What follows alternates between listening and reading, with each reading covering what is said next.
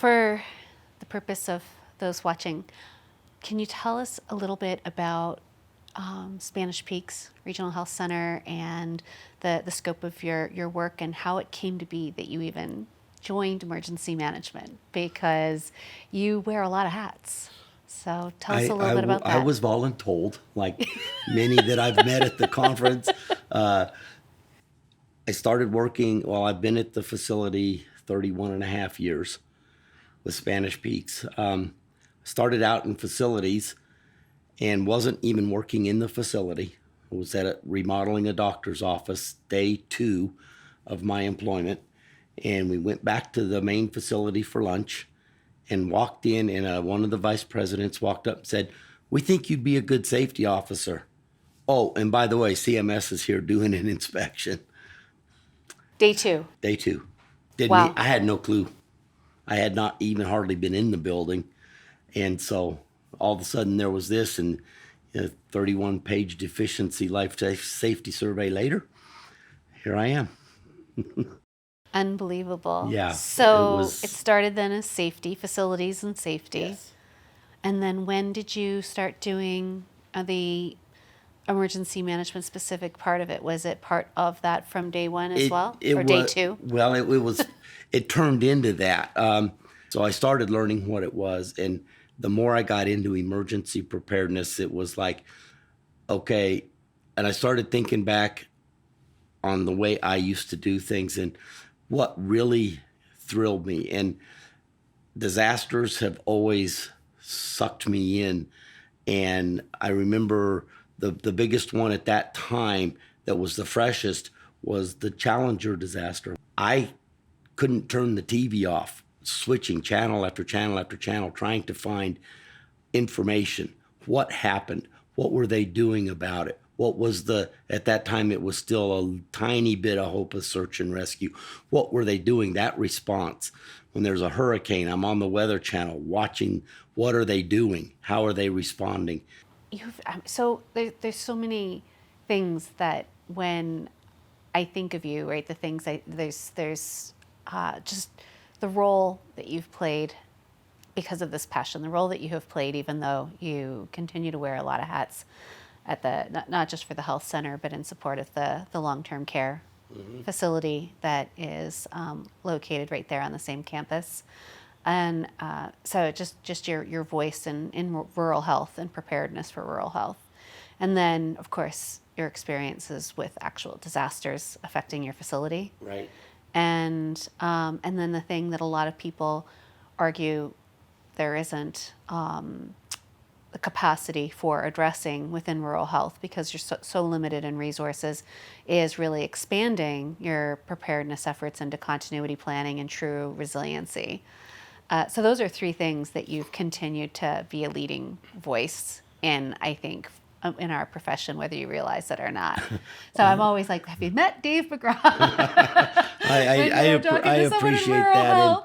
And I'm glad the passion comes through because it does. Especially for the rural facilities, I am very passionate about them because they get overlooked by a lot of the higher level federal resources. And sometimes even the states don't look at the smaller facilities. Oh, what can they do? They're a critical access hospital. And you'd be surprised what we can do. One of the things I hear at conferences all the time is people, well, how do we get buy-in from our senior team? How do we get buy-in? And that's something that I've never had an issue with. And finally, I asked one of my CEOs a few years ago, I said, I don't have that problem. Why?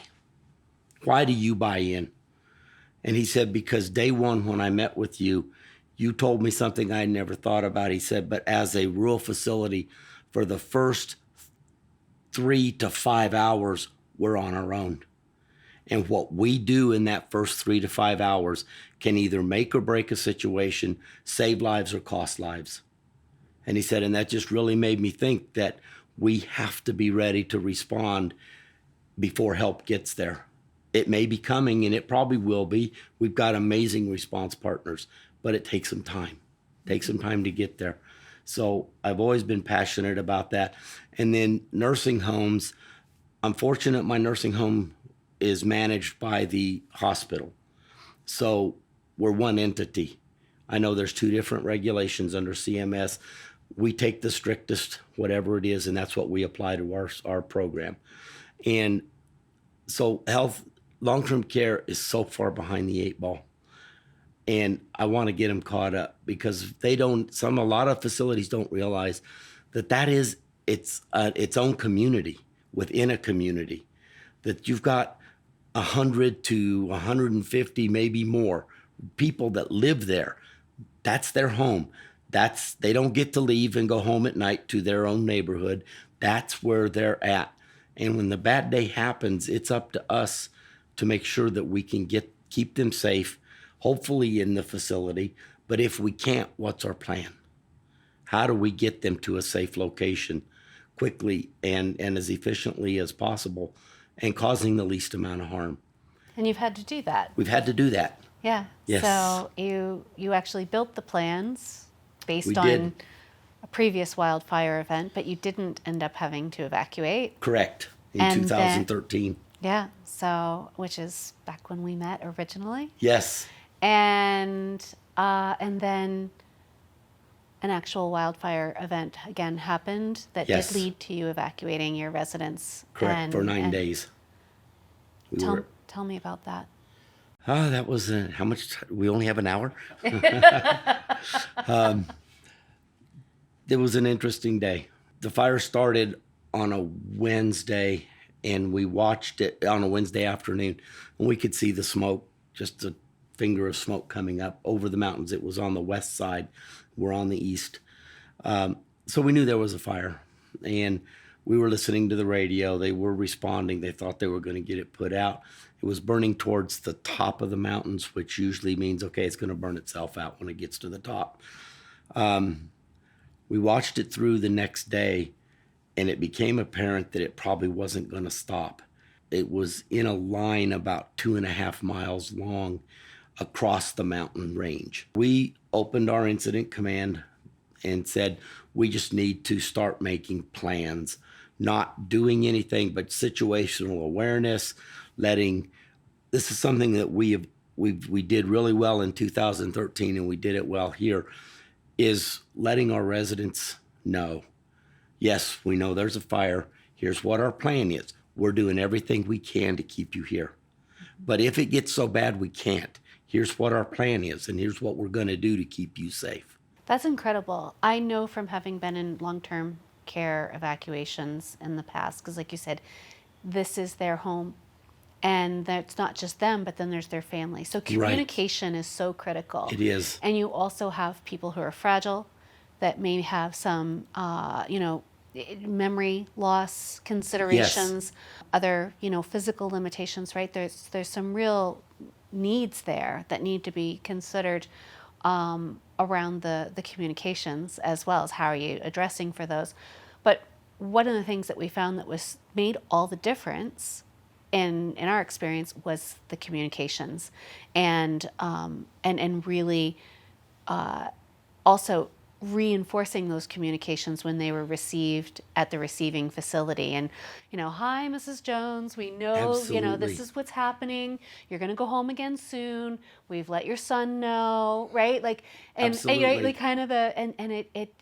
It solves so many problems from the outset. It takes away their anxiety. Yeah. During Katrina, there was a study that was done on evacuation of long-term care facilities, and they found that after the evacuation, the facilities could expect to find anywhere from 35 to 45% increase in unexpected or unexplained mortality, strictly from the stress of the evacuation. And when we were discussing evacuation, that got brought up. And I fully give all of our communication staff, our social services, and our activities department, we're kind of in charge of that. But they went out and they talked to our residents. They took away the fear. They took away the anxiety. And we evacuated 104 patients in residence, and we brought back 104 patients in residence. That's amazing. We lost no one. That's amazing. And I credit the communication from our staff to our residents and to their families for that lack of anxiety. They saw what it was. If you tell them, oh, there's nothing wrong, don't need to worry about it, the first thing they're going to think is they don't have a plan. They don't know what they're going to do if this gets bad. They can see it. It was visible. So we couldn't treat them like they were uneducated. We have to let them know this is what's happening. Yes, we see it. Yes, it's not good, but we think we can stay here right now. And when it got to the point we couldn't, we then went back in, communicated that to them, but they knew that was a possibility because we told them that in advance. So it wasn't a surprise. Well, you said we were going to stay, but we also said that we might have to go. And now the smoke's so bad we can't keep it out of the building, and it's not safe for you to be here because you can't breathe. Right. Right. And then calling the family members and saying, here's what we're doing. We do not need you to come here. Please do not come to our facility. Here's where your loved one is going to go. You can go meet them there, but don't come here because we don't need to be trying to manage other people. Yeah. We had enough staff. Yeah, that's another thing that is just key to a successful response. And some of those things, you say you managed it well in the first time when you thought you might have had to evacuate in 2013. What year was the actual evacuation? 2018. Okay. We're on 5-year cycles, and guess what we're on? Year 5. Oh, don't say that. Don't say that. Oh my gosh, yeah. It's, but yeah, I mean, right, you guys, the wildfires are, I mean, everywhere are an increasing risk and frequency. Yes, it is. So how did you go about then actually moving all of those residents? So what we were doing, called our partners, found the beds. The hardest ones we had to find were our 8 residents in our dementia unit. You can't just put them in an open unit, especially in a strange location. Mm-hmm. That's the one we had the hardest finding those beds because we didn't want to separate them. We wanted them to stay together. So we were able to do that finally, but we were scattered all over southern Colorado, anywhere from 40 to 110 miles, including going out of state to New Mexico. We had a lot of those facilities that we called sent vehicles to help with transportation. We've got an MOU with a regional transportation entity in Pueblo, which is about 45 miles north of us. And they do people with disabilities. They do different types of jobs, and they have halfway houses and group homes, and that's their transportation to take them places. And because they're a state facility, they came down and helped us with transportation using their vans and their staff. They sent staff as well as using the vans from other facilities and our own. That it's such a testament to how well mutual aid and partners in the work that we do is, right? There's sort of the expression of you don't want to be exchanging business cards during the disaster or meeting people for the first time in the midst of the disaster. No. Right? You want to know. You want to know. Yeah. You want to know who those partners are. And we had some great response partners. We didn't use all of them. The Mental Health Institute, which is a state hospital in Pueblo, had an empty building that they were willing to fire up and turn on for us.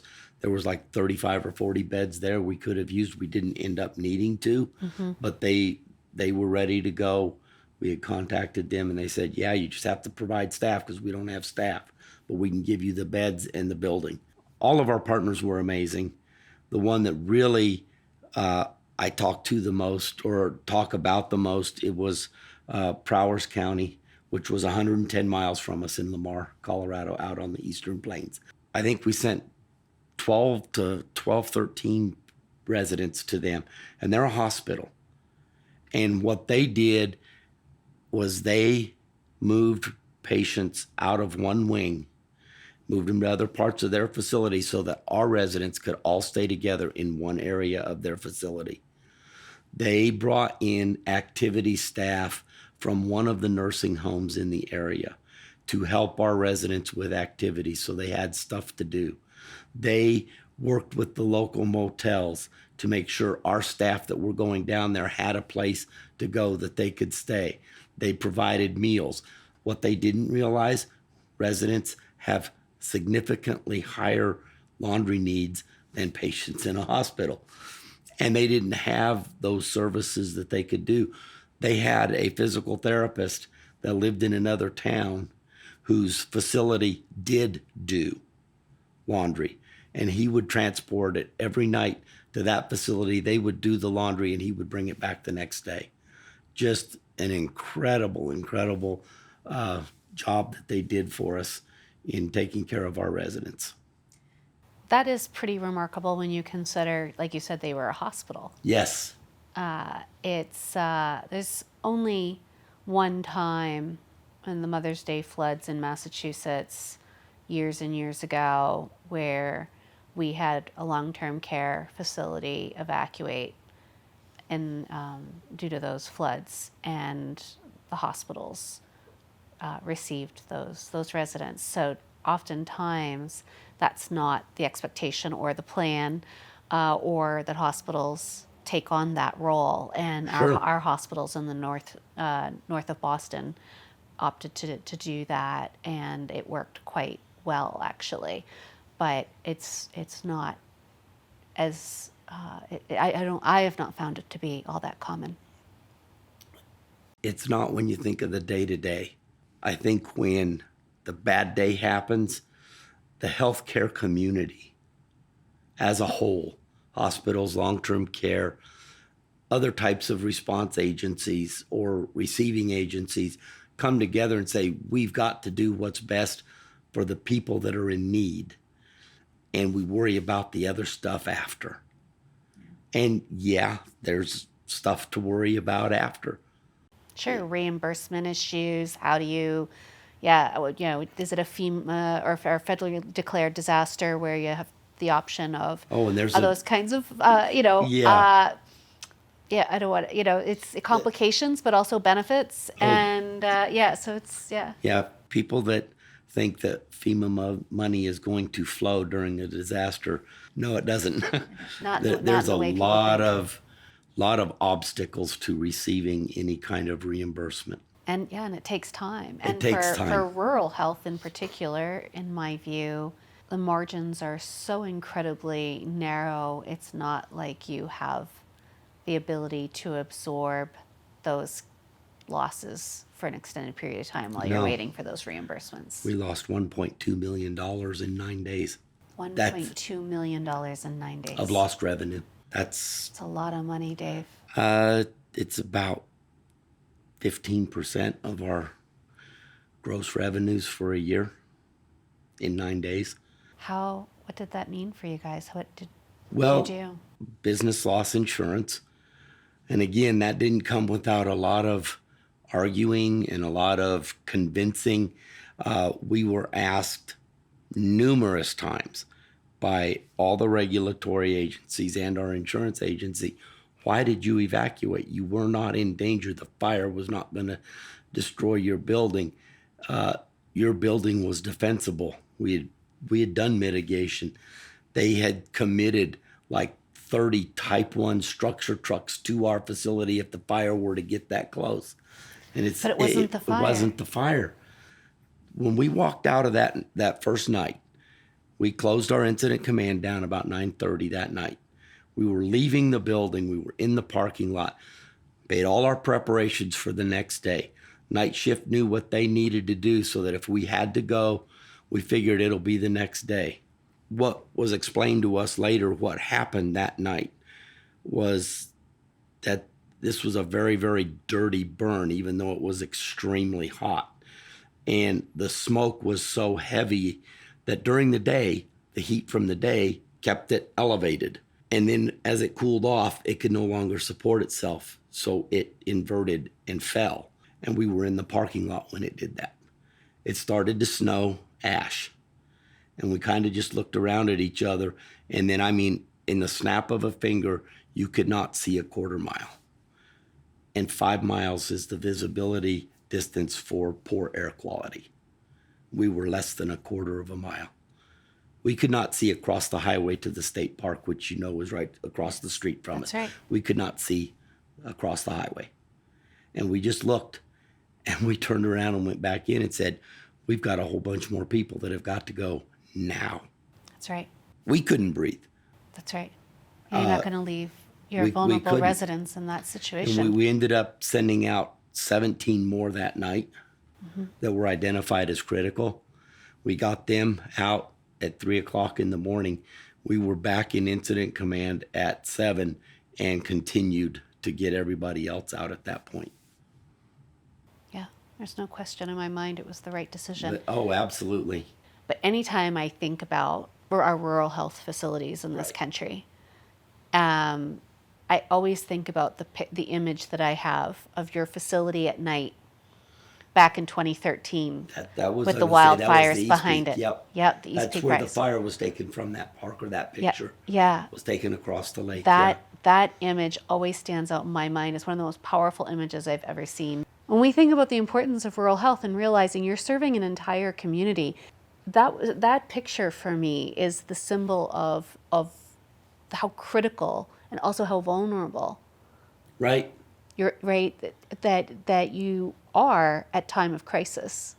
It's just, yeah. Anyway, that picture just represents that for me, and it's one of those powerful pictures. It really is.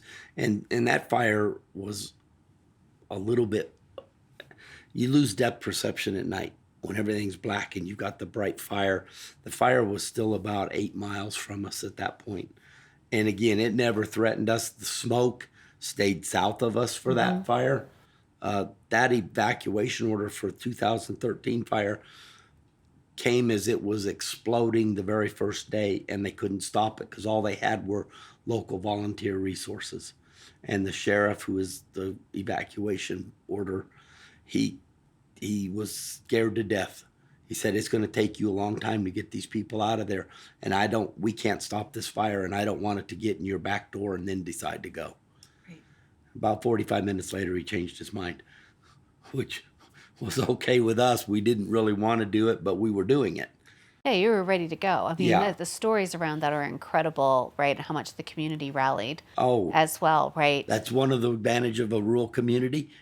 Every rancher has got a horse trailer. Johnny down the road has a bigger horse trailer than me. I'm going to buy a bigger horse trailer because he can't have a bigger one. We got the advantage of those big horse trailers. Yeah. Because they just showed up with them and said, here. Oh, and here's the keys to the truck. Keep it as long as you need it. Yeah. And we didn't even have to call them or ask them. They just showed up.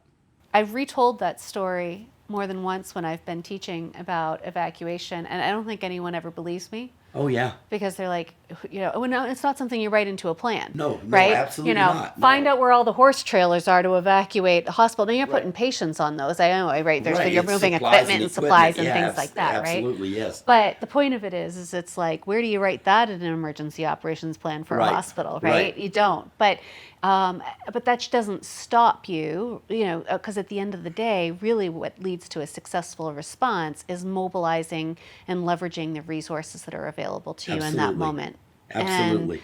And it's solving for the problem at hand and innovating and really achieving that outcome that you're looking for. Yep. So I thought that's where it goes. Yeah, that's so incredible. One of the things that you learned from that event was the opportunities to improve your plan, which then later got tested in the 2018 evacuation. What stood out in your mind? What made you say, we need to do more? What lessons were learned where you're like, these are the things we need to improve upon and change in our plan? One of the big things, even with all the horse trailers that showed up in 2013, we didn't fully realize how many supplies it takes to take care of 100 residents for one day. And to have to move those supplies 45 miles or 60 miles or 110 miles, you don't realize that you're not going to just stick those in the back of a pickup and go. Mm-hmm. You are going to need a lot of large vehicles to move those supplies. It takes a lot to do that. We didn't get to the point where we actually had to move people out. We were staging them. We tried to stage them all in one area. So we backed that up, and in 2018, we actually had several pre-staging areas, and then they would move to the loading area. And so they went through several staging areas where all their information was checked and double checked and triple checked. When we got them loaded onto the vans, the last thing we did was we took 3 pictures. We took a picture of all the residents that were on that bus. We took a picture of the side placard of that bus and the license plate number, so that we could track, did that bus get to where they were going? Or if something happened, here's who's on that bus. This is, okay, we confirm by the license plate number, if this is that bus, and here's who's on there. So we could then take care of whatever we needed to. Now, fortunately, nothing happened, but that was something we learned from 2013. Resident patient tracking is tough. Heard that today. Heard that today at the conference. With the Marshall Fire, they were pencil and paper, writing it down. That's what they had, and that's what you do. So I think that's something that we all are, I don't want to say worried about, but it's one of those concerning things. The worst thing you can do is lose a patient or a resident. Tell a family member that your mom and dad's going to be at facility X and they end up at facility Z. That's not a good scenario. No, and I think part of it is because a lot of patient tracking, I feel that a lot of patient tracking solutions that are presented to us are solutions, quote unquote, that don't understand the problem and haven't been designed by people who've actually been through disasters. Correct.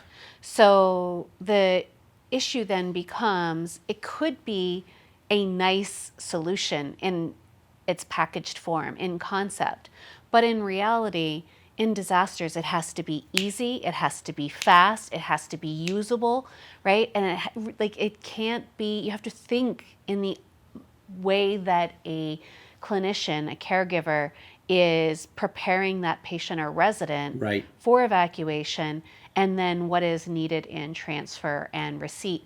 And there's all kinds of assumptions that we think about in day-to-day business that may not be true at time of crisis. So it has to be really, really simple and also effective. And I find most of the solutions that are out there are neither of those things. Well, they're cumbersome. Yes. They take, well, that's just, I can write it down faster. Yes. Okay. And the electronic solutions, and I'm not going to mention names, I've seen that one demonstrated, and I think it's a good usable tool. 3 things. The sending facility has to use it. Mm-hmm. The EMS unit has to use it, and the receiving facility has to use it. And if any of those aren't using it, it's dead in the water. Right. And at least in Colorado, there's not enough facilities using it. In fact, I don't know if anybody's using it. Yeah, I think I don't know what the answers are. It's been a minute since I've been a staff member in a hospital, right, navigating the patient tracking issues myself. But I know that it continues to be a conversation, and it was a conversation 20, 25 years ago when I was actively working with the hospitals in Boston, and it's still not the easy, readily adoptable solutions. Well, and we did we had, most of it was on paper, and that's why we had the 2 or 3 staging areas where everything was checked and checked again and checked again. And when they got on the bus, it was checked again. And then we asked the driver, where are you going? Mm-hmm. To make sure they were going to the right spot that we had wrote down, that they understood this is where you're going. And then we sent staff with those buses so that we always had staff on the, nursing staff was with our residents. Then when they got there, they would call and say, yes, we arrived at this destination. That part is genius, right? There has to be in transit, or at the very least at the receiving facility, familiar faces as well, right? Absolutely. For managing that anxiety for the residents, because that part, I think, in the evacuations I've seen be successful, it's because there are staff that are handy when folks are getting unloaded and transferred to another facility? We had one facility that didn't need or want any of our staff. They had felt they were staffed well enough to do it, but we still sent staff with them till they got transferred into that facility. Then they came back, but that way somebody that they knew was there. Or what is the main lesson learned that you would share from that experience that you're taking into this new season? One of the big things we didn't start out well was just start. And we didn't do well at the beginning. When we did our first briefing, we brought in the entire management team.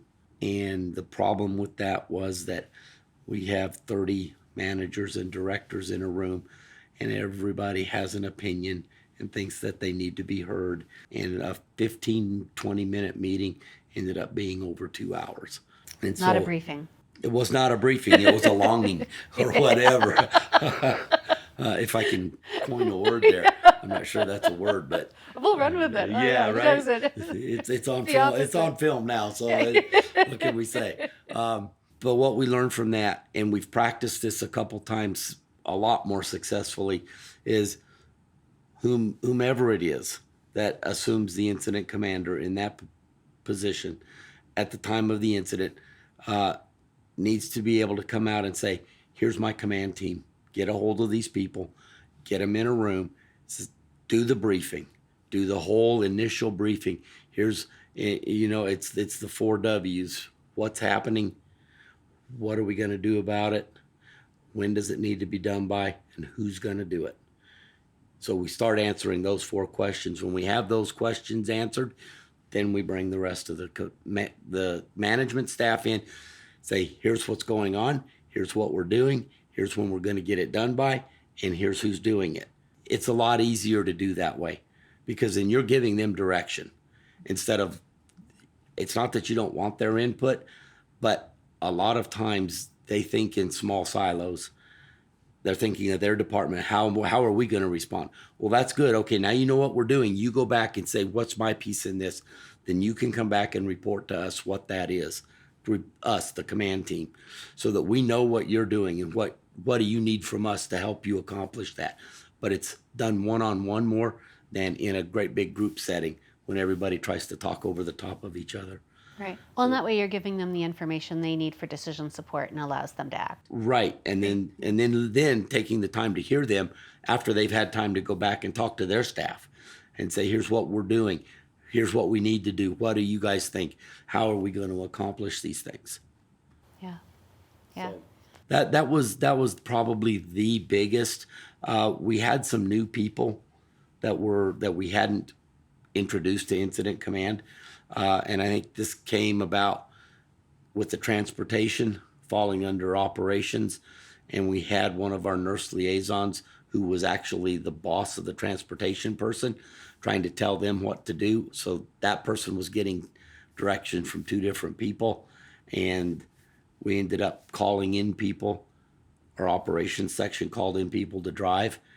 And the nurse manager was calling in people to drive, and all of a sudden we had 15 drivers for 5 vans in the middle of the night. Wow. So there was a little bit of anxiety that we had to deal with that, and then do some education afterwards. Like, this isn't normal. Your normal boss isn't probably going to be the one telling you what to do in this situation. It's hard, right? I mean, this is what we do for a Absolutely. living. Yeah. But And for others, it's a whole new world. it is. And so, yeah, well, that wasn't a punitive thing. It was like, okay, we need to do some education. These people had never been taught in an incident or an emergency. Things run a little bit differently, and here's how that looks. Now, can you be part of that? Sure. Let's get you the training you need and make you part of that. Maybe we'll put you in charge of transportation next time. This time you weren't, but that's okay. We'll get you there. Because people do ask, they're like, "How do I help?" Right? That's what they want to do. Yes. That's what they want to do. One of the things I find is really hard in disasters is people getting frustrated because they're being turned away when they're being asked, or when they are asking how they can help. And that was happening with those transportation people that we didn't have anything for them to do now, but they had been called in. And it's like, well, why am I here? And so, we dealt with that, and it was all okay. It just something that we saw. Let's try to do better on that next time.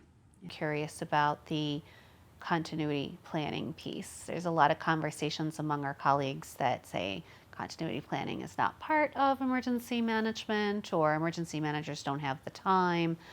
Uh, there's a lot of debate as to what even the scope of what that means. Does it include recovery? Does it not include recovery? What's the definition of it? All of those things. Particularly, and I'm sensitive to this, for those like yourself that are in rural health, it's a big ask to add that in. Yet I still feel personally it's critical to the overall resiliency of the program and the organization. What are your thoughts? What made you say, I'm going to take on business continuity as part of our work? And how did that make a difference for you? I think it's critical. And I think the smaller facility you are, the more critical it is.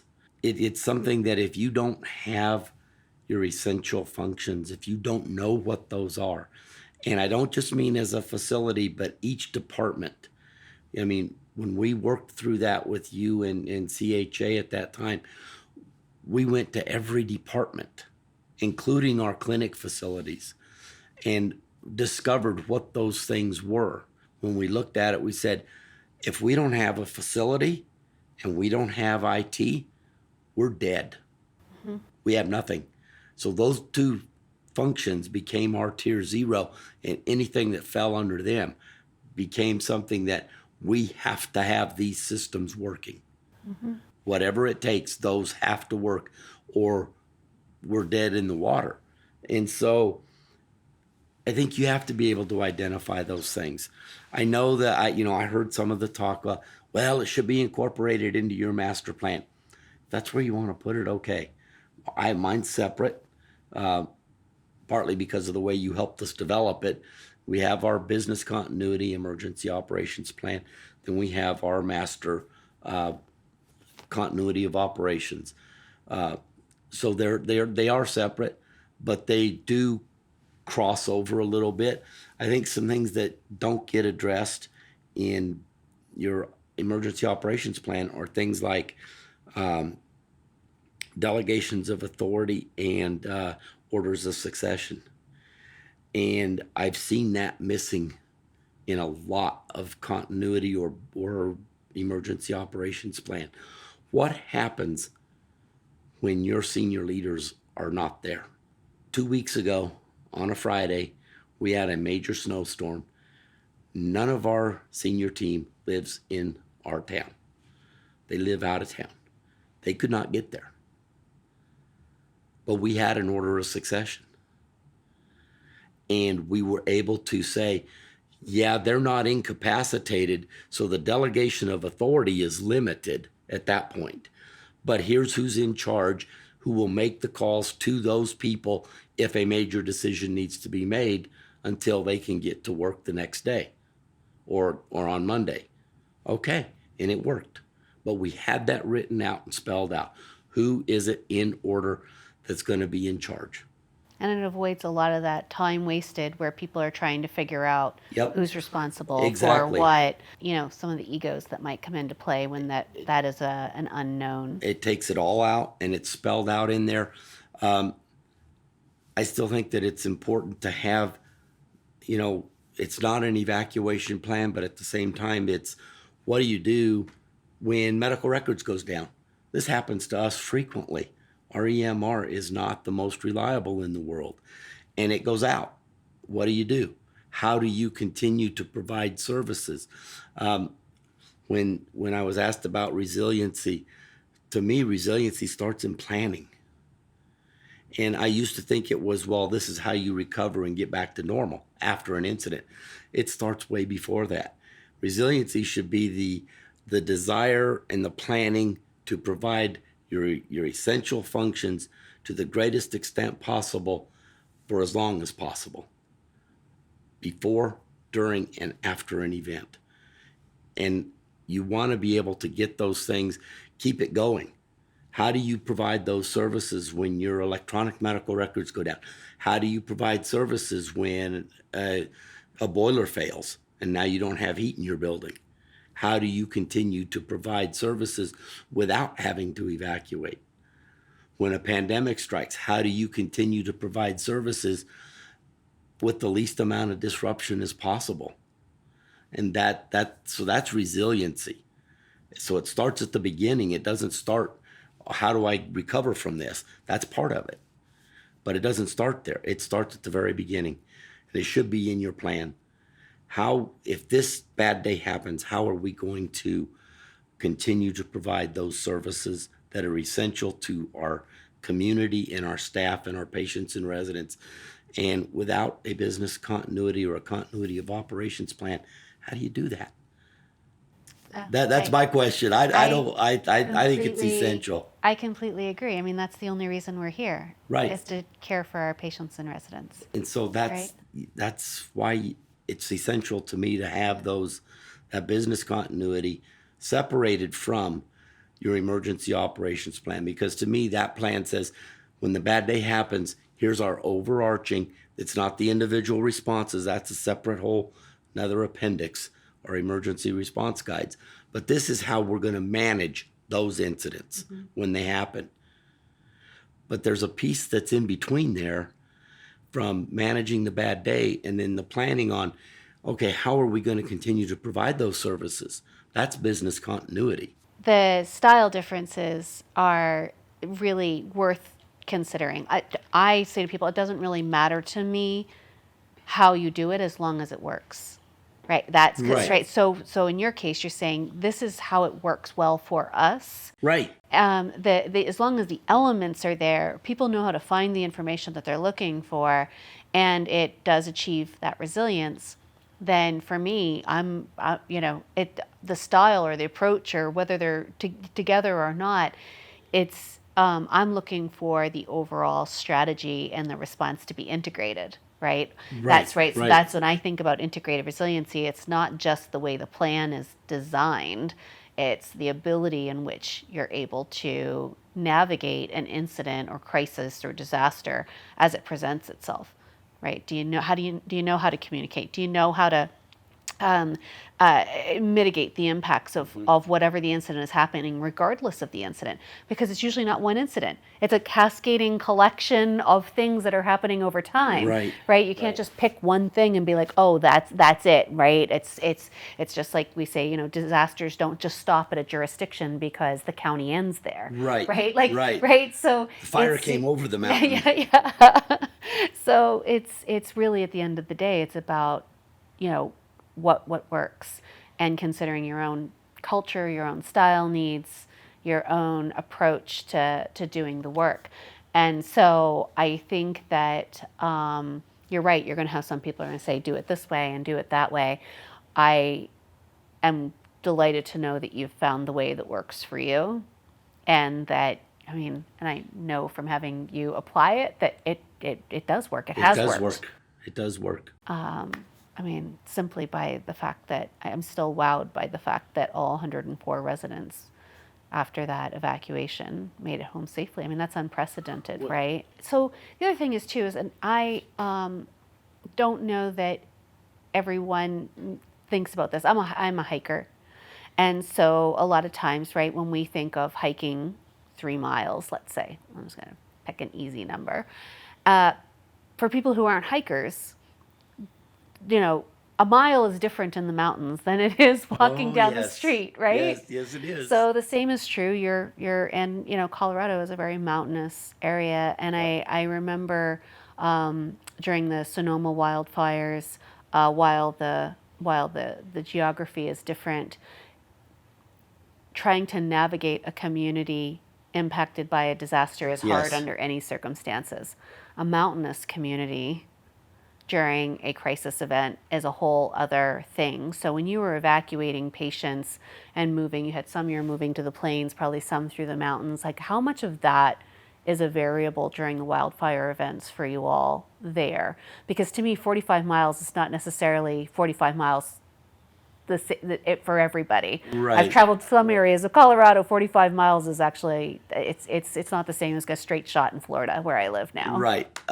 Fortunately, most of our directions were straight shots. We couldn't go west, which would have been over to Alamosa into the San Luis Valley because the fire was blocking the road. The highway was closed. So we couldn't go west, but 45 miles north was up Interstate 25. Okay. 40 miles south on Interstate 25 was Trinidad. They took, I think, 6 of our people. Then we went over, then we ended up going over Raton Pass to the city of Raton.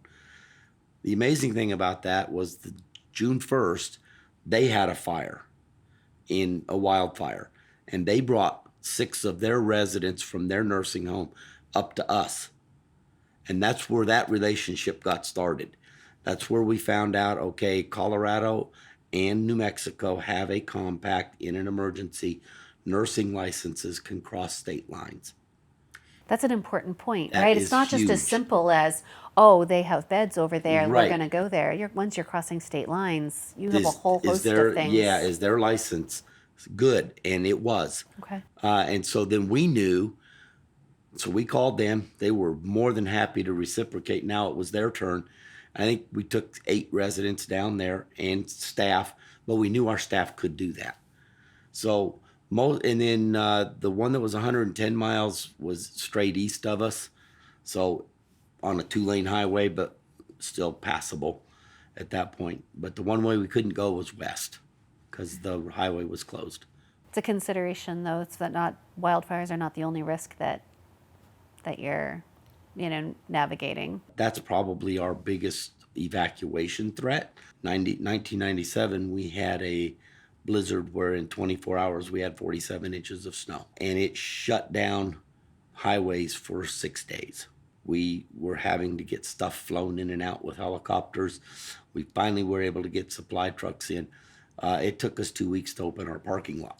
Yeah, I grew up in Canada. I'm trying to think if I've seen snow like that. That was amazing, but that didn't cause us to evacuate. But Right. that was shelter in place.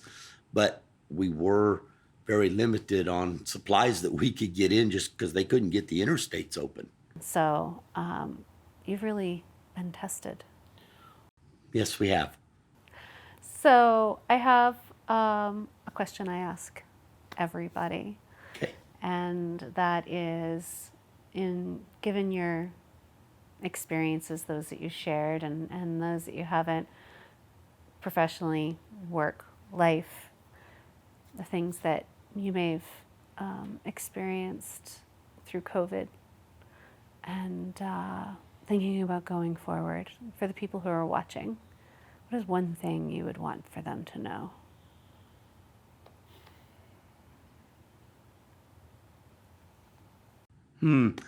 That's not a fair question. I know. It is actually, but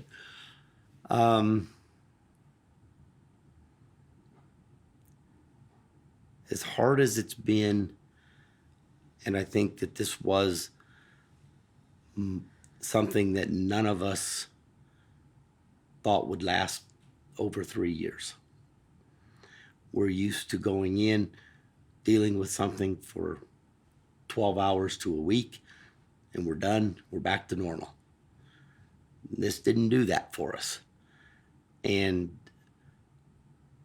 pacing yourself, expecting the unexpected,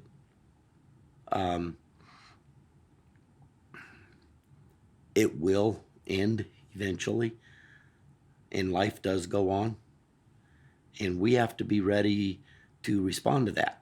The everyday things didn't stop because of COVID. There were some things that did change. I think there was a lot of damage that was done to society because of the isolation, and I think you see that played out in a lot of frustration in people.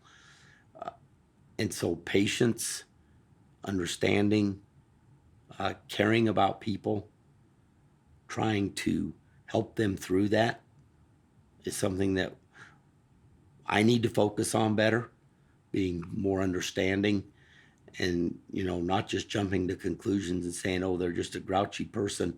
Well, maybe there's a reason. Why? Let's try to find out the why and then see what we can do to help them get back to more what was normal before. If they were grouchy before, well, we'll help them get better so they're not grouchy anymore. But just being patient with people, and I don't see that a lot anymore. A lot of intolerance, and I'm not talking about tolerance for things that you don't agree with morally or whatever, but tolerance for, hey, that's a person and they have a right to be treated as a person, and we need to be able to do that, and that everybody's important. Kindness endures. Yep. Right. It's I can really, and you're so incredibly kind. I can't imagine when you're saying I have to learn this myself. But in any case, thank you for sharing that and sharing that wisdom and sharing your experience with the wildfires and just being the leader that you are, Thank particularly you. in this field and being an advocate for rural health. Our country needs you. Thank you. I do appreciate the kind words. It is something, even after someday I'm not doing it anymore. I don't know when that will be, no time soon, but it'll still be something I'm very passionate about. I love to tell our story. COVID really bummed me out because I missed out on 4 more opportunities. I was actually looking at the opportunities that I had to tell our story, and I went to 9 different places over a 6 month period of time to tell our story. And it is our story. It's not my story. It's a story of here's what rural health can do. And whatever we went through, we want you to be better. And here's some things, take something from it, learn from it. Here's what we did well. Here's what we didn't do well. And I love doing it. Yeah, some of the greatest leaders in healthcare are leading in our rural health facilities, and they need to hear your story. That's they need to hear your story. So thank you for sharing it. Absolutely. My pleasure.